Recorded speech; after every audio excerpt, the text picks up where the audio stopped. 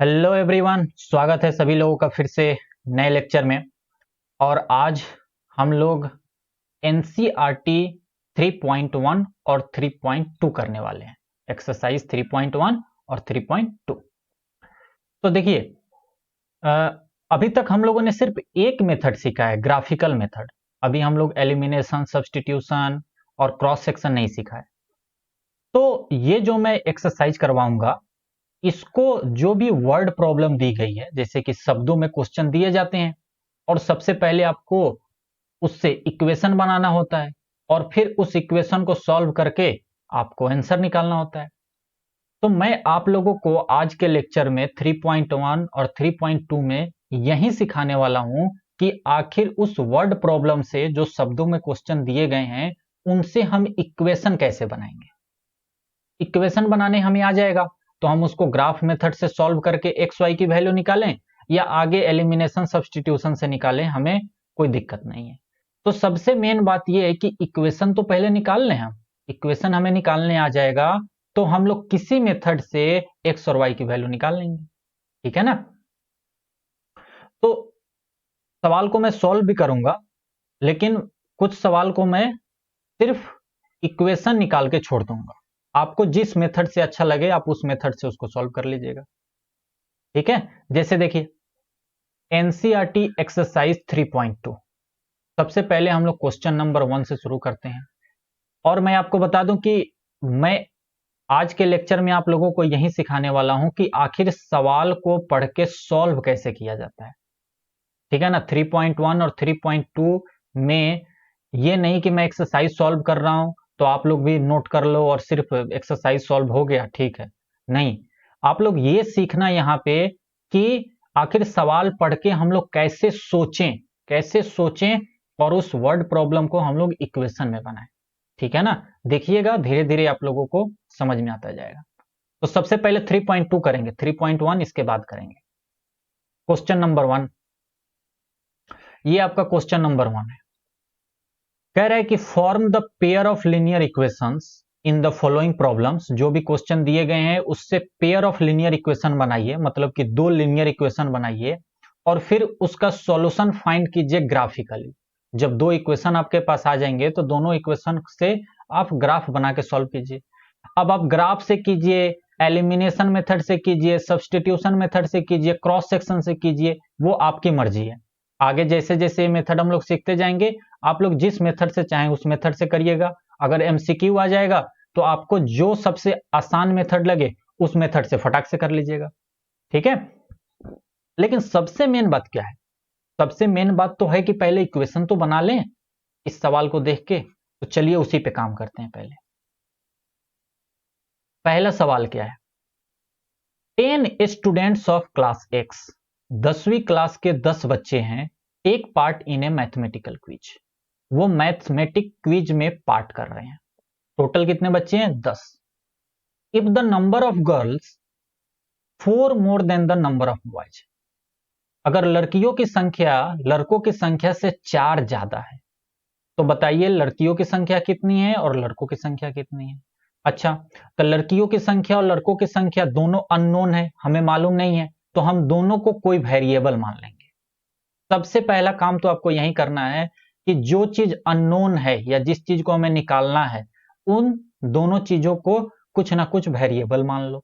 ठीक है। जैसे मैंने मान लिया कि let number of girls x है और नंबर ऑफ बॉयज वाई है। ये हमने मान लिया कि हाँ, गर्ल्स की संख्या एक्स है और बॉयज की संख्या वाई है, क्योंकि यही हमसे पूछा गया है और शुरुआत में हमें यही नहीं मालूम है। ठीक है। तो हमने वेरिएबल मान लिया। अब आइए हम लोग गिवन कंडीशन पर ध्यान देते हैं। जरा ध्यान से देखिए, कंडीशन नंबर 1 क्या कह रहा है। पहला कंडीशन है, पहले लाइन से ही हमें मिल रहा है कि 10 स्टूडेंट्स मैथमेटिकल क्विज में पार्ट ले रहे हैं। यानी जितनी भी लड़कियां होंगी और जितने भी लड़के होंगे टोटल मिला के उनकी संख्या कितनी होगी? 10। यानी कि टोटल गर्ल्स जो कि x हमने माना है और टोटल बॉयज जो कि y माना है वो किसके बराबर हो गया? 10 के बराबर। ये हमारी पहली इक्वेशन आ गई। ये हमारी पहली इक्वेशन आ गई। अब आइए बात करते हैं कंडीशन नंबर 2 की। कंडीशन नंबर 2 देखिए, कंडीशन नंबर 2 इस वाले लाइन से हमें मिलेगी। If the number of girls is 4 more than the number of boys, मतलब जो लड़कियों की संख्या है, गर्ल्स जो हैं, वो बॉयज से 4 ज्यादा हैं, या ऐसे कर लो, बॉयज से 4 ज्यादा हैं, मतलब बॉयज प्लस 4 करेंगे तब गर्ल्स के बराबर होगा। ध्यान से सुनो, मैं फिर से बता रहा हूं।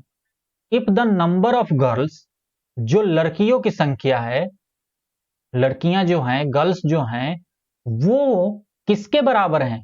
Girls is 4 more than the number of boys, boys से 4 ज्यादा है, मतलब बॉयज प्लस 4 करेंगे तब जाके टोटल गर्ल्स हो जाएगी। बात समझ में आई ना? इसको एक दूसरे तरीके से समझिए, एक दूसरे तरीके से ध्यान से समझिएगा, बहुत ध्यान से। यही है ब्रह्मास्त्र, वर्ड प्रॉब्लम का ब्रह्मास्त्र यही है, बहुत ध्यान से सुनिए। अच्छा, ये बताइएगा मुझे, गर्ल्स और बॉयज, गर्ल्स और बॉयज में कंडीशन क्या दे रखा है कि गर्ल्स जो हैं वो 4 ज्यादा हैं, मतलब गर्ल्स जो हैं ये बॉयज से 4 ज्यादा हैं। यानी कि गर्ल्स और बॉयज कब बराबर होंगे? Left hand side equal to right hand side कब बराबर होगा? गर्ल्स में तो 4 ज्यादा ऑटोमेटिकली हैं ही, 4 ज्यादा तो हैं ही, बॉयज को हम प्लस 4 करेंगे तभी तो ये दोनों बराबर होंगे। गर्ल्स तो क्वेश्चन में दे ही रखा है कि गर्ल्स 4 ज्यादा है बॉयज से, तो ये दोनों क्वांटिटी कब बराबर होंगे? G इक्वल टू बी कब होगा? जब B में प्लस 4 हम ऐड कर देंगे तभी तो ये दोनों बराबर होंगे। जैसे जैसे देखिए, एक मैं आपको अच्छा एग्जांपल देता हूं। जैसे मैं कहूं कि मेरा जो एज है वो आपके एज से, ये आप हैं, ए से आप, एम से मैं, तो जो मेरा एज है वो आपके एज से 2 साल ज्यादा है, मैं ऐसे आपसे कहूं, तो इन दोनों को हम बराबर कब लिखेंगे? मैं अपना एज और आपका एज कब बराबर लिखेंगे? क्या हम इधर +2 करें? अरे हम तो खुद आपसे 2 साल बड़े हैं भाई, हम तो आपसे 2 साल बड़े हैं ही, तो इसमें +2 कर दिया तो अब तो हम तुमसे 4 साल बड़े हो गए। तो अगर इन दोनों क्वांटिटी को बराबर करना है तो तुम अपने में +2 जोड़ो, तब तुम मेरे बराबर आओगे। तुम अपने में +2 जोड़ोगे तभी तो मेरे बराबर आओगे।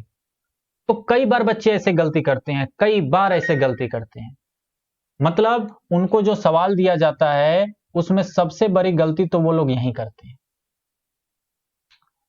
एक सेकेंड,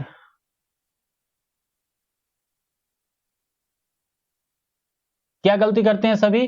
कि वो लोग जो ऐड या सब्सट्रैक्ट करना होता है वो दूसरी जगह कर देते हैं। ठीक है, जैसे इस सवाल को देख के कई बच्चे ऐसे करेंगे कि girls is 4 more than the boys, ऐसे लिख लेते हैं वो। तो गर्ल्स में 4 ऐड किया, जबकि गर्ल्स पहले से 4 ज्यादा है ही, इसमें और 4 ऐड कर दिया, यानी गर्ल्स अब टोटल 8 ज्यादा हो गई बॉयज से। बात समझ में आ रही है ना? अभी और सवाल सॉल्व करेंगे तो और समझ में आएगा, ठीक है ना? अभी तो ये पहला सवाल है, अभी आगे बढ़िए।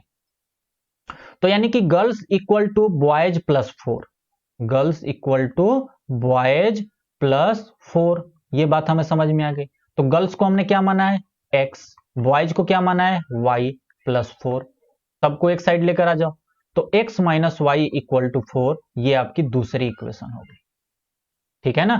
तो x + y इक्वल टू 10 और x - y equal to 4, x + y equal to 10 और x - y इक्वल टू 4, ये आपकी दो इक्वेशन हो गई। अब आप इसको ग्राफ मेथड से करो, सब्सटीट्यूशन से करो, एलिमिनेशन से करो, जैसे करना है करो। आपको जब इक्वेशन मिल गया तो अब सॉल्व करने में कोई दिक्कत ही नहीं होगी, ठीक है ना?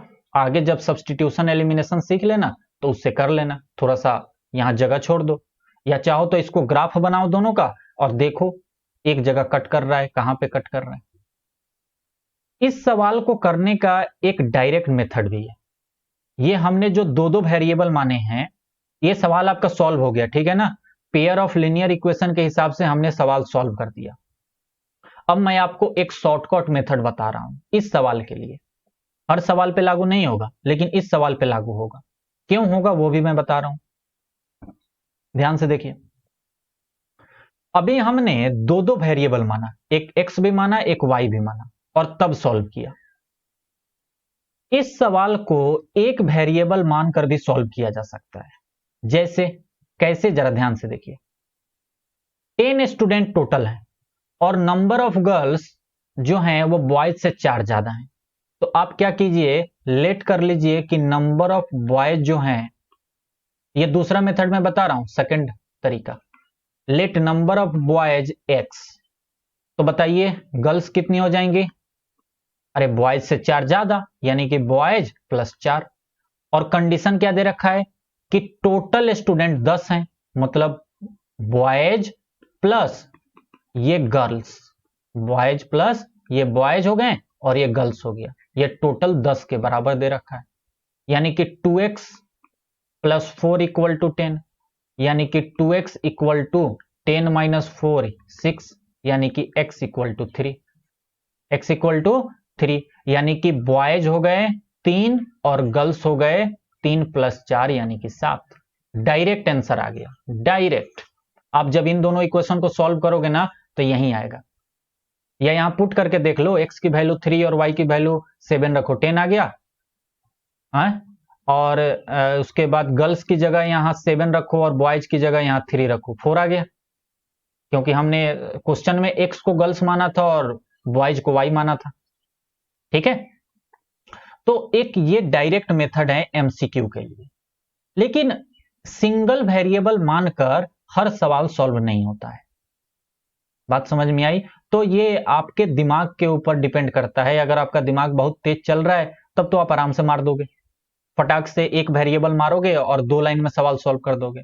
और अगर आप बिल्कुल रटे हुए हो, रट्टू तोता जैसा, सिर्फ आपका दिमाग एक ही डायरेक्शन में चल रहा है, तो आप क्या करोगे, 2-2 वेरिएबल मानोगे और फिर 2-2 इक्वेशन बनाओगे और उन दोनों को सॉल्व करोगे। तो ये आपके ऊपर डिपेंड है, मैंने दोनों तरीके बता दिए। दूसरा देखिए, दूसरा सवाल देखिए कितना आसान है। इसमें अब आपको 2 वेरिएबल मानने ही मानने पड़ेंगे। अब इसमें आप ऐसा नहीं कर सकते कि आप एक सिंगल वेरिएबल से सवाल को सॉल्व कर ले, ठीक है ना? इसको आपको 2 वेरिएबल मानना ही पड़ेगा। जैसे क्वेश्चन कह रहा है कि 5 पेंसिल और 7 पेन्स टुगेदर कॉस्ट 50 रुपया। 5 पेंसिल और 7 पेन का एक साथ मिला के दाम 50 रुपया है। वेयर एज 7 पेंसिल और 5 पेन टुगेदर कॉस्ट 46 रुपया। तो बताइए एक पेंसिल का कितना कॉस्ट होगा और एक पेन का कितना कॉस्ट होगा? तो इसमें अननोन क्या है, हमसे क्या पूछा जा रहा है, एक पेंसिल का दाम और एक पेन का दाम। तो हम लोग इसी को लेट कर लेंगे, ठीक है ना? इसी को हम लोग वेरिएबल मान लेंगे कुछ ना कुछ। मैंने बताया ना, जो चीज अननोन हो यानी जो चीज हमें फाइंड करनी हो उसी को वेरिएबल मानो। तो लेट कॉस्ट ऑफ 1 पेंसिल, ये हो गया RSX हमने मान लिया, एंड कॉस्ट ऑफ 1 पेन हमने ये मान लिया Y रुपया। ठीक है, तो कंडीशन नंबर 1 क्या कह रहा है? कंडीशन नंबर 1 कह रहा है कि 5 पेंसिल प्लस 7 पेन। तो 5, एक पेंसिल का दाम x है, तो 5 पेंसिल का दाम कितना हो जाएगा, 5 इंटू एक्स यानी 5x। और 7 पेन का दाम कितना हो जाएगा, 7 इंटू वाई। इन दोनों का सम जो है, मतलब ये दोनों टुगेदर 50 रुपया के बराबर है। तो ये आपकी पहली इक्वेशन बन गई ना, 5x plus 7y equal to 50। इसको ऐसे भी लिख सकते हो, -50 इक्वल टू 0। ये आपकी पहली इक्वेशन होगी। कंडीशन नंबर 2 क्या है?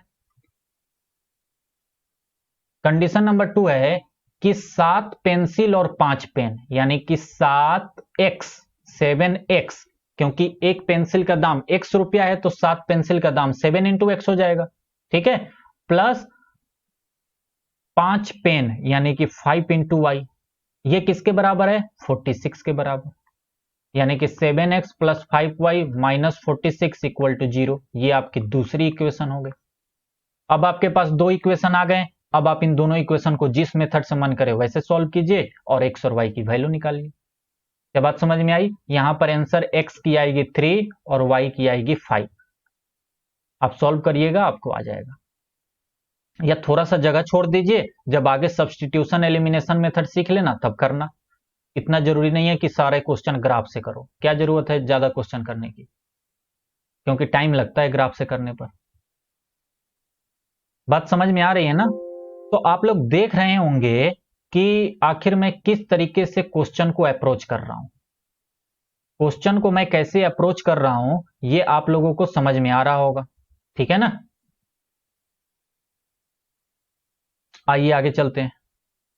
ये देखिए, ये आपके एनसीईआरटी का मैंने पहला सवाल सॉल्व किया और ये एनसीईआरटी का दूसरा सवाल है। क्या ये दूसरा सवाल कह रहा है कि कंपेयर कीजिए A1 upon A2, B1 upon B2, C1 upon C2 और बताइए हमें कि दोनों जो लाइंस बनेंगे वो एक पॉइंट पे इंटरसेक्ट करेंगे कि पैरेलल हो जाएंगे कि कोइंसाइड हो जाएंगे। बहुत इजी काम है। A1 upon A2, B1 upon B2, C1 upon C2 निकालो और वो कंडीशन चेक कर लेना जो मैंने पिछली बार लिखवाया था। जैसे पहला सवाल मैं कर देता हूं, देखिए 5x माइनस 4x प्लस 8, तो A1 5 है, ठीक है। तो A1 अपॉन A2 में निकालता हूं। देखिए A1 अपॉन A2, A1 कितना है 5, A2 कितना है 7। B1 अपॉन B2 निकालते हैं। B1 कितना है -4, B2 कितना है प्लस का 6। यानी ये कभी तो बराबर होंगे ही नहीं, यानी कि A1 upon A2 B1 upon B2 के बराबर नहीं है। यानी कि यहां पे हमें वन सॉल्यूशन मिलेगा। क्या मिलेगा? सिर्फ और सिर्फ एक सॉल्यूशन मिलेगा और ये कंसिस्टेंट होगा, ठीक है। जैसे इसका निकालिए दूसरे वाले का, A1 upon A2 B1 upon B2, तो A1 अपॉन A2 कितना हो जाएगा 9/18 यानी 1/2। B1 अपॉन B2 कितना होगा 3/6 यानी कि 1/2। अच्छा, C1 अपॉन C2 कितना होगा तो 12/24 यानी कि ये भी 1/2। तो देखिए A1 upon A2 B1 upon B2 C1 upon C2 तीनों के तीनों जो हैं वो क्या आ गए, बराबर आ गए। 9 दूनी 18, 3 दूनी 6, 12 दूनी 24। हाँ ठीक है, तो ये तीनों के तीनों बराबर आ गए। तो यानी कि ये कैसे हो जाएंगे, ये हमें पैरेलल लाइन से देंगे, यानी कि कोई सॉल्यूशन नहीं होगा। याद है ना, जब तीनों के तीनों बराबर हो जाते थे तो क्या हो जाता था, नहीं नहीं नहीं, एक मिनट, पैरेलल लाइंस तो तब आता है ना जब C1 अपॉन C2 बराबर नहीं होता है। तो ये 9/18, 3/6 और 12/14 ये तीनों बराबर हैं। तो यानी कि ये तो ओवरलैप वाले कंडीशन हो गए, यानी कि कॉन्साइड करेंगे। ये क्या करेंगे, कॉन्साइड करेंगे। 3.2 का मैं जरा एनसीईआरटी में देखूं, हाँ ये कॉन्साइड करेंगे।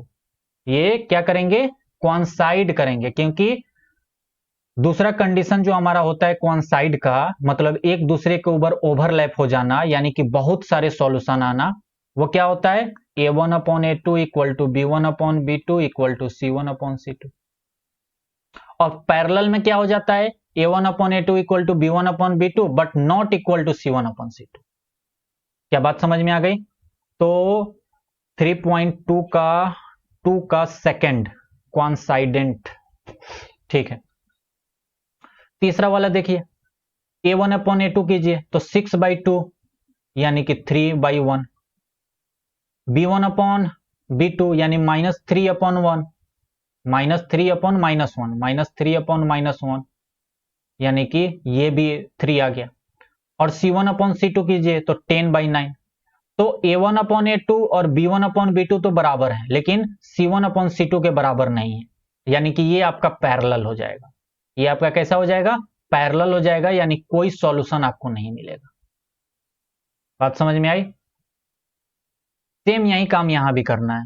थर्ड वाले क्वेश्चन में A1 upon A2 B1 upon B2 C1 upon C2 निकालना है और इस बार सिर्फ कंसिस्टेंट और इनकंसिस्टेंट बता देना है। कंसिस्टेंट कब बोलेंगे, जब एक सॉल्यूशन आए या बहुत सारे सॉल्यूशन आए तो वो कंसिस्टेंट है। जैसे कि इसमें पहला भी कंसिस्टेंट है और दूसरा भी कंसिस्टेंट है। और इनकंसिस्टेंट बोलेंगे जब कोई भी सॉल्यूशन ना आए, जैसे कि ये तीसरा वाला केस, इसमें कोई भी सॉल्यूशन नहीं आएगा। क्या बात समझ में आ रही है? तीसरे वाले केस में कोई भी सॉल्यूशन नहीं आएगा, तो इसको इनकंसिस्टेंट बोलेंगे। तो ये पांचों क्वेश्चन आप खुद से कर लीजिएगा। क्वेश्चन नंबर 4 देखिए, ये आपका क्वेश्चन नंबर 4 है। Which of the following pair of linear equation are consistent and inconsistent. फिर से आपको ये सब कुछ चेक करना है कि ये कंसिस्टेंट है कि इनकंसिस्टेंट है, और अगर कंसिस्टेंट है तो उसका सॉल्यूशन भी बनाइएगा ग्राफ की मेथड से। ये काम आप लोग आराम से कर सकते हो, इसमें मैं नहीं बताने वाला, ठीक है ना। कंसिस्टेंट इनकंसिस्टेंट का नियम आपको मालूम है, पहले वो चेक कीजिएगा और उसके बाद अगर कंसिस्टेंट होगा तो ग्राफ बना लीजिएगा एक दो का, आपको भी थोड़ा सा अच्छा लगेगा। ठीक, हम लोग मेन क्वेश्चन पे चलते हैं। जैसे इसका क्वेश्चन नंबर 5 है, इस एक्सरसाइज का क्वेश्चन नंबर 5 है, जरा इसको देखिए। कह रहे हैं half the perimeter of A rectangular garden. एक रेक्टेंगुलर गार्डन है, ठीक। जरा एक बार क्वेश्चन में बुक से भी कंफर्म कर लूं, वेट कीजिएगा। ये क्वेश्चन है कि नहीं, क्योंकि टाइपिंग करके रखी गई है ना।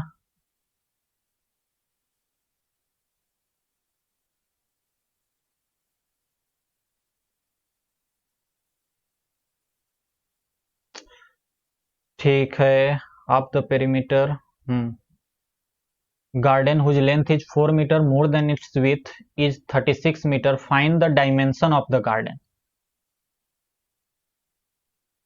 ठीक है, क्वेश्चन सही है। तो पहले क्वेश्चन को समझिए।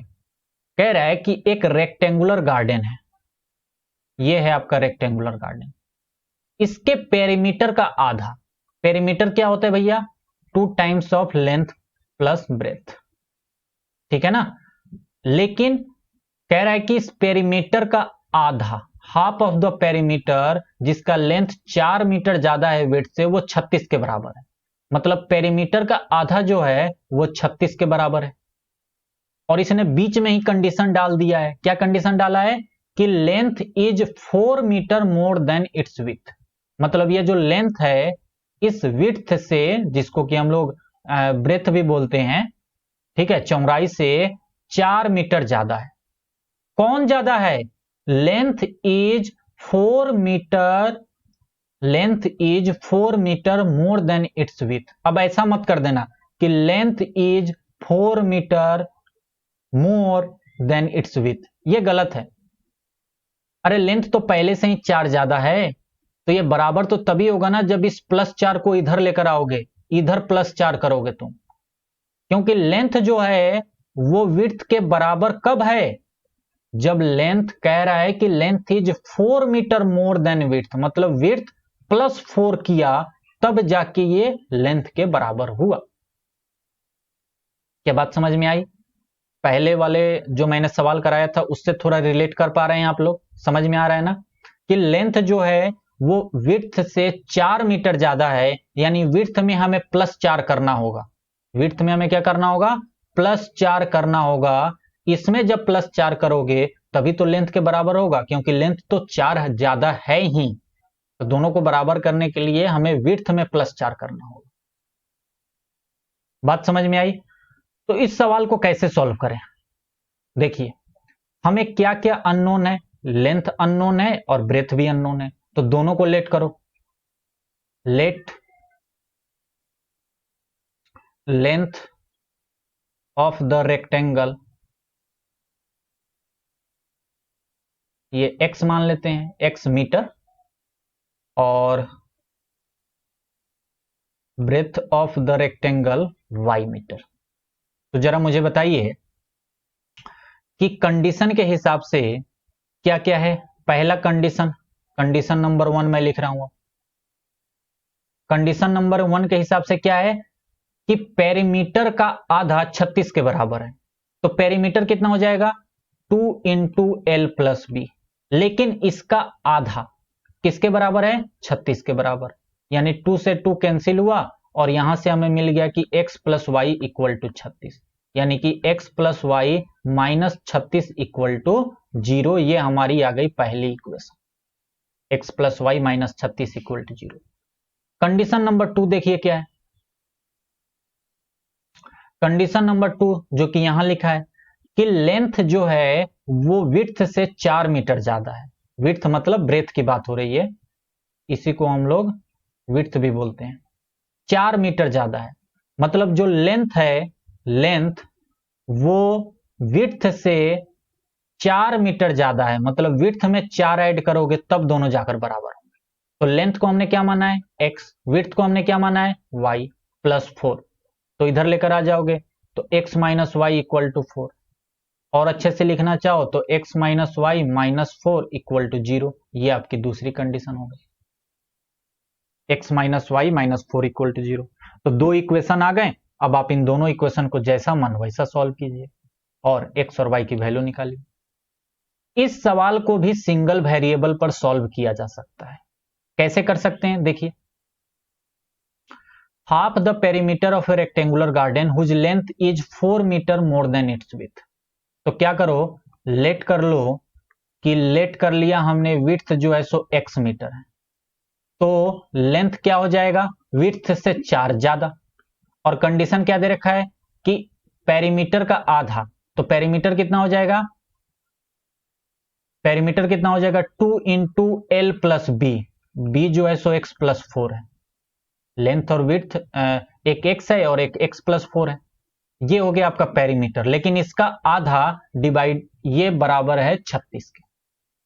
अब देखिए मात्र x आपको निकालना है यहां पे, तो यानी कि 2x प्लस 4 इक्वल टू 36, यानी कि 2x इक्वल टू 32, यानी कि x इक्वल टू 16, यानी कि विड्थ जो होगा वो 16 हो जाएगा और लेंथ जो हो जाएगा 16 प्लस 4 20 हो जाएगा।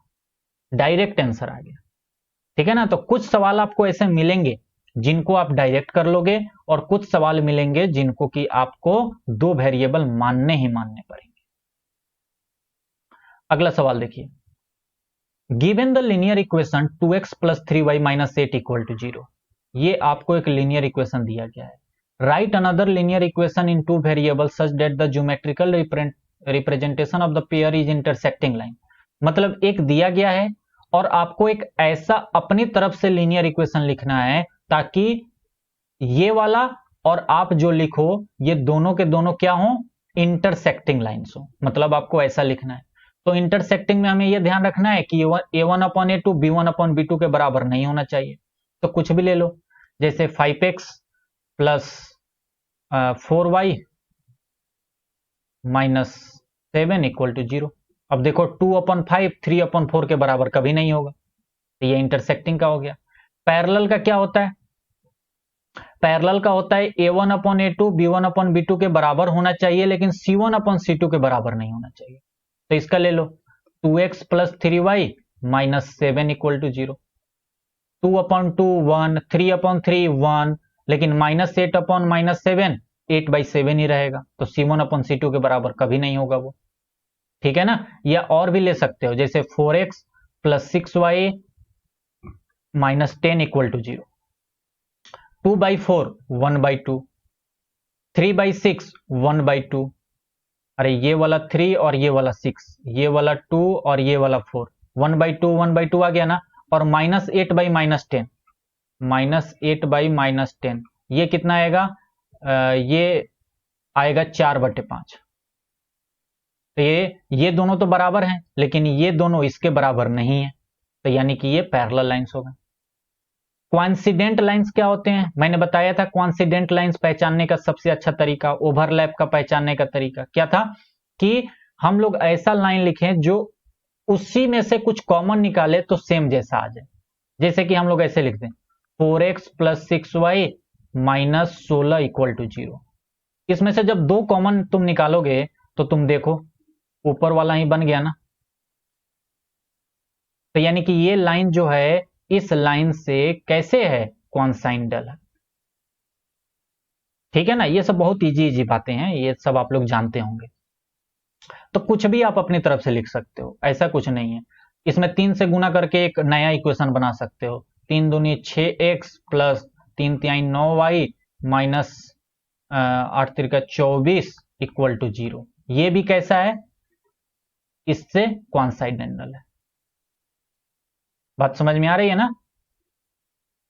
तो कुछ भी अपने तरीके से बना सकते हो, इसमें कोई दिक्कत नहीं है आपको। ये 18 होगा, 8 है ना, 8 तिरका 24, हाँ ठीक है 24 ही तो होगा, ठीक है 24 होगा, 8 तिरका 24 होता है। ओके, तो ये बात समझ में आ गई। अगर आपको अपनी तरफ से भी एक एग्जाम्पल लिखना होगा तो आप लोग लिख दोगे। 7 क्वेश्चन आप खुद से कर लीजिएगा। कह रहे हैं कि इसमें इसका और इसका ग्राफ बनाओ और कोऑर्डिनेट फाइंड करो ट्रायंगल का। तो जब ये और ये ग्राफ तुम बनाओगे, मान के चलो ये तुमने बनाया, एक लाइन ऐसे आ गया, दूसरा लाइन कुछ ऐसे आ गया, ठीक है ना? तो ये दोनों लाइन और एक्स एक्सिस को साथ में ले लो, मतलब पहला लाइन ये हो गया, दूसरा लाइन ये हो गया, और एक्स एक्सिस को साथ में ले लो, तो एक ट्रायंगल बन गया ना। अब इस ट्रायंगल को क्या करो, शैडो करने को कह रहा है, शैडो निकालो, वर्टिसेस निकालो, एरिया निकालो, जो कह रहा है वो निकाल देना। तो ऐसे सवाल तो मैंने करवाए हैं, आप लोग कर लीजिएगा। अब हम लोग 3.1 पे चलते हैं, बहुत ही ज्यादा इंपॉर्टेंट। ये पहला सवाल है, सबसे ज्यादा इंपॉर्टेंट है। पीछे चलते हैं जरा। 3.1, हाँ देखिए 3.1 का पहला सवाल ही बहुत जबरदस्त है। अगर आप ये समझ गए तो समझिए कि मजा आ जाएगा फिर आपको। इक्वेशन हम लोग सिर्फ बनाएंगे, ठीक है? देखिए, Aftab tales his daughter, Aftab ने अपनी बेटी से कहा कि 7 ईयर्स एगो, 7 साल पहले, उसने अपनी बेटी से कहा कि हे बेटी सुनो, 7 साल पहले, मतलब अभी से 7 साल पहले, I was 7 times as old as you, 7 साल पहले मैं तुमसे 7 गुना बड़ा था। मतलब 7 साल पहले अगर तुम 2 साल की थी तो मैं 14 साल का था, तुम अगर 3 साल की थी तो मैं 21 साल का था, तुमसे 7 गुना बड़ा था। और उसके बाद कह रहा है कि 3 ईयर्स फ्रॉम नाउ, मतलब 3 साल, अभी से 3 साल आगे, अभी से 3 साल आगे, I shall be 3 times as old as you, मैं 3 साल आगे तुमसे 3 गुना बड़ा हो जाऊंगा।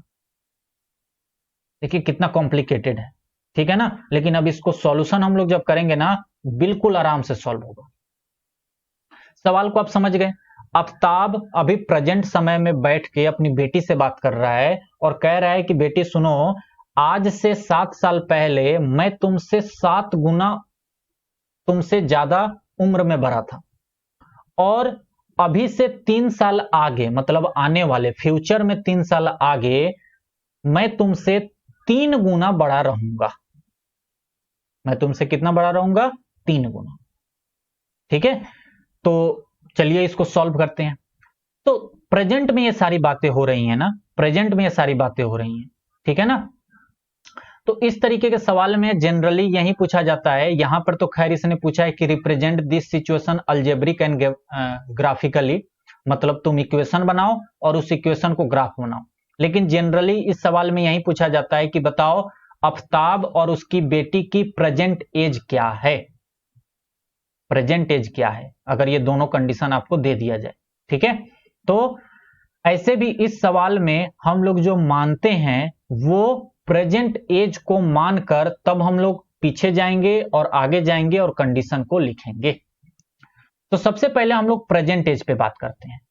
तो हम लोग मान लेते हैं कि प्रेजेंट एज मतलब इस समय, जिस समय आफ्ताब अपनी बेटी से बात कर रहा है, तो present age of Aftab X year है।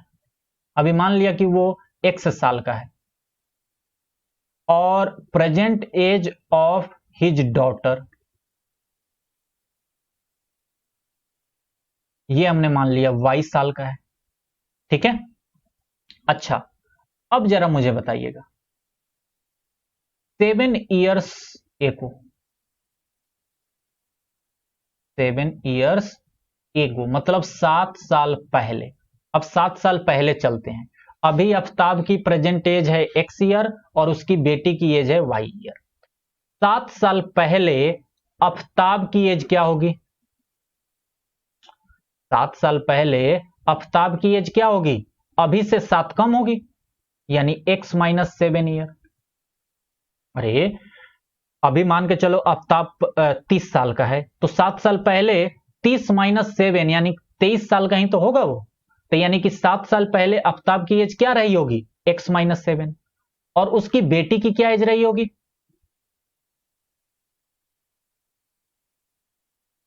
इसकी बेटी की क्या एज रही होगी, जो अभी है उससे 7 कम रही होगी। जैसे उसकी बेटी अगर 10 साल की अभी है, तो उसकी बेटी 7 साल पहले कितनी साल की रही होगी, 10 माइनस 7 यानी कि 3 साल की रही होगी। क्या बात समझ में आई? तो 7 साल पहले की हमने एज लिख ली कि आफ्ताब उस समय x माइनस 7 ईयर का था और उसकी बेटी y माइनस 7 ईयर की थी। अब हम लोग कंडीशन लगाएंगे। क्या कंडीशन है, आफ्ताब क्या कह रहा है कि मैं तुमसे 7 गुना बड़ा था, यानी कि आफ्ताब जो है, ऐसे पहले लिख लेते हैं, आफ्ताब जो है वो अपनी बेटी से 7 गुना बड़ा है। तो क्या हम 7 इधर मल्टीप्लाई करें, ऐसी गलती मत करना। आफ्ताब को 7 से मल्टीप्लाई मत करना, 7 टाइम्स इसको मत करना। क्यों? क्योंकि आफ्ताब तो 7 टाइम्स है ही। हमें जब आफ्ताब और उसकी बेटी को बराबर करना है तो उसकी बेटी को 7 से गुना करना होगा। आफ्ताब अपनी बेटी से 7 गुना बड़ा है, तो इसीलिए उसकी बेटी गुने 7, मतलब उसकी बेटी को जब 7 गुना कर देंगे तब आफ्ताब की एज के बराबर आएगा। क्या बात समझ में आ गई? तो आफ्ताब कितने हैं, x माइनस 7 इंटू उनकी बेटी कितनी है, y माइनस 7। यहां से आपको पहली कंडीशन मिल गई, यहां से आपको पहली कंडीशन मिल गई। देखिए x minus 7 equal to 7y minus 49। x minus 7y इधर आ गया और ये माइनस का 7 और प्लस का 49 इक्वल टू 0। तो ये x minus 7y plus 42 equal to 0, ये आपका पहला इक्वेशन तैयार हो गया। x minus 7y plus 42, x minus 7y plus 42 equal to 0, ये आपका पहला इक्वेशन तैयार। अब आइए दूसरे इक्वेशन के बारे में बात करते हैं। दूसरा इक्वेशन कब है, 3 साल फ्रॉम नाउ, मतलब कि 3 साल आगे की बात हो रही है। 3 इयर्स फ्रॉम नाउ, अभी से 3 साल आगे की बात हो रही है। तो अभी से 3 साल आगे आफ्ताब की क्या एज होगी? अभी आफ्ताब अगर 30 साल का है तो 3 साल के बाद वो 33 साल का हो जाएगा, यानी आफ्ताब को हमने x माना है तो x में हम 3 जोड़ देंगे। उसकी बेटी की क्या उम्र हो जाएगी, अगर उसकी बेटी की उम्र अभी 10 साल है तो 3 साल के बाद वो 13 साल की हो जाएगी, मतलब बेटी की उम्र प्लस 3 कर देंगे तो वो आगे जाके y प्लस 3 हो गई। क्या बात समझ में आई? अब कंडीशन लगाएंगे। यहां पे वो क्या बोल रखा है, यहां पे वो बोल रखा है कि I shall be 3 times as old as you will be, मतलब कि आफ्ताब कह रहा है कि मैं तुमसे 3 गुना बड़ा हो जाऊंगा। 3 साल आगे की बात चल रही है अभी, कि मैं तुमसे क्या हो जाऊंगा, 3 गुना बड़ा हो जाऊंगा 3 साल के बाद। तो 3 साल के बाद की एज हमने लिख ली, और कंडीशन क्या है कि आफ्ताब जो है वो अपनी बेटी से 3 गुना ज्यादा बड़ा हो जाएगा, यानी आफ्ताब में 3 मल्टीप्लाई नहीं होगा, उसकी बेटी में 3 मल्टीप्लाई होगा, क्योंकि उसकी बेटी 3 गुना आफ्ताब के बराबर होगी 3 साल के बाद, तभी तो हमने उसकी बेटी को 3 गुना किया और आफ्ताब के बराबर किया। क्या बात समझ में आ गई? तो आफ्ताब x प्लस 3 है और 3 इंटू उनकी बेटी y प्लस 3 है। सॉल्व कर लो, x plus 3 equal to 3y plus 9, सबको इधर लेकर आओ, x minus 3y plus 3 minus 9 equal to 0, तो x minus 3y minus 6 equal to 0, ये आपकी दूसरी इक्वेशन होगी। बहुत ज्यादा इंपॉर्टेंट है ये, बहुत अच्छे से दिमाग में बैठा लीजिएगा, ऐसे ही सॉल्व करेंगे। ठीक है, अभी आगे भी मैं इस टाइप के क्वेश्चंस कराऊंगा, वर्ड प्रॉब्लम जब मैं बहुत सारे क्वेश्चंस करवाऊंगा तो वहां भी 2-3 वैरायटी के सवाल अभी और हैं वो करवाने हैं। तो पहली बार ये करवाया गया आई थिंक आप लोगों को समझ में आया होगा। दूसरा देखिए, दूसरा तो बहुत हलवा है। The coach of A cricket team, एक क्रिकेट टीम है, उसके जो कोच हैं वो 3 बैट और 6 बॉल खरीदते हैं इतने रुपए में। बाद में वो जो हैं उन्होंने अनदर बैट मतलब एक और बैट किना और 3 फिर से बॉल किना और उन्होंने पैसा दिया 1300 रुपया। तो इस बात को अलजेब्रा और ज्योमेट्री से लिखो, या ये भी कह देगा कि एक बैट या एक बॉल की दाम बताओ। ठीक, तो हम सबसे पहले मान लेते हैं लेट कॉस्ट ऑफ 1 बैट, हम मान लेते हैं कि एक बैट की कॉस्ट जो है वो x रुपया होगी, और कॉस्ट ऑफ 1 बॉल और एक बॉल की जो दाम होगी वो y रुपया होगी। तो कंडीशन नंबर 1 क्या है? कंडीशन नंबर 1 क्या है? कंडीशन नंबर 1 है कि 3 बैट खरीदा गया, मतलब 3x, क्योंकि एक बैट का दाम x रुपया है तो 3 बैट का दाम कितना हो जाएगा? 3 इंटू एक्स। और 6 बॉल किना गया यानी कि 6 इंटू वाई, ये हो गया आपका 3900। और कंडीशन नंबर 2 क्या है? अच्छा, ये अगर इतना बड़ा हो ना और अगर सॉल्व होने लायक हो तो सॉल्व करके थोड़ा छोटा इक्वेशन भी कर लो। जैसे देखो, ये दोनों साइड 3 से आराम से सॉल्व हो जाएगा। जैसे यहां से भी 3 निकल रहा है और इधर भी 3 कॉमन निकल रहा है,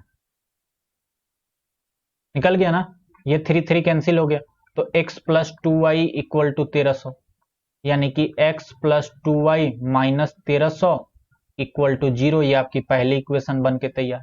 कंडीशन नंबर 2 क्या है कि फिर से वो एक बैट और खरीदता है, मतलब 1 इंटू एक्स, और 3 बॉल फिर से खरीदता है यानी कि 3y। लिखा है ना कि 3 मोर बॉल्स, मतलब 3 और ज्यादा बॉल खरीदता है, 3 बॉल फिर से खरीदता है। ये किसके बराबर हो गया? 1300, यानी कि x plus 3y minus 1300 equal to 0। ये आपकी दूसरी कंडीशन होगी, दूसरी इक्वेशन आ गई। तो 2 इक्वेशन आ गए, अब आप लोग इसको सॉल्व कर लीजिए जैसा मन हो वैसा। ये भी बहुत इजी सवाल है। कह रहा है कि कॉस्ट ऑफ 2 kg एप्पल्स और 1 kg ग्राप्स 160 रुपया है, और 1 महीने के बाद जो 4 kg एप्पल्स और 2 kg ग्राप्स 300 रुपया की मिली। तो इस बात को अल्जेब्रिक और ज्योमेट्रिकल बनाओ, या ये भी कह सकता है कि अल्जेब्रिक के लिख के और ग्राफ बनाओ और सॉल्व करो, बताओ कि 1 kg का कितना दाम है एप्पल का, या 1 kg का ग्रेप्स के कितना दाम है। या किसी मेथड से कहने को कह सकता है, वो एलिमिनेशन से करो, सब्स्टिट्यूशन से करो। सबसे पहले इक्वेशन तो बना ले। तो लेट क्या करें? लेट करेंगे कि कॉस्ट ऑफ एप्पल्स पर केजी, मतलब 1 kg एप्पल्स का दाम हमने x रुपया मान लिया, और कॉस्ट ऑफ ग्रेप्स पर केजी ये हमने y रुपया मान लिया। ठीक है, ये हमने क्या मान लिया? y रुपया मान लिया। तो कंडीशन नंबर 1 क्या कह रहा है कि 2 kg एप्पल यानी कि 2x प्लस 1 kg ग्राप्स यानी कि y इक्वल टू 160। और दूसरा कंडीशन क्या कह रहा है कि 4 kg एप्पल यानी कि 4x plus 2 kg grapes 2y, ये हो जाएगा आपका 300 रुपया। बस 2 इक्वेशन आपके पास तैयार हो गए। अब 2 इक्वेशन आ गए, निकालिए अब जो निकालना है इसके आगे, इन दोनों को सॉल्व करके आप लोगों को जैसे निकालना है। तो सबसे मेन बात है कि आपको सबसे पहले इक्वेशन बनाने आना चाहिए। ऐसे वर्ड प्रॉब्लम दी जाएगी तो आपको इक्वेशन बनाने आना चाहिए, यही सबसे ज्यादा इंपॉर्टेंट है। ठीक है ना? तो अभी आगे तो बहुत सारे क्वेश्चन आएंगे, अभी तो मैं सिर्फ एनसीईआरटी के करवा रहा हूं, मैं अपनी तरफ से भी बहुत सारे क्वेश्चन करवाऊंगा एट द लास्ट।